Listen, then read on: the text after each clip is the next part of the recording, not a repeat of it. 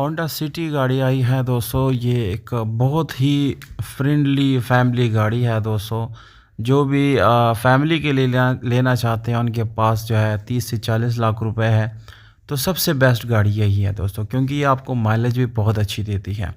Honda city Aspire 2018 model 1.5 आपको ये मिलती है दोस्तों सिर्फ और सिर्फ 36 लाख रुपए और 50,000 में मिल जाती हैं। लोकेशन लाहौर है। राब्ता नंबर आप लोगों को स्क्रीन के ऊपर नज़र आ रहा है।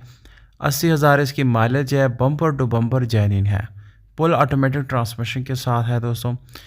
1.5 इंजन आपको मिलता है और ये आपको बहुत अच्छी माइलेज भी देता है दोस्तों। जिन लोगों को ये गाड़ी पसंद आई है दोस्तों, वीडियो को लाइक ज़रूर करें, शेयर करें और दोस्तों के साथ इसको ज़रूर अपने ग्रुप्स वगैरह में शेयर करें।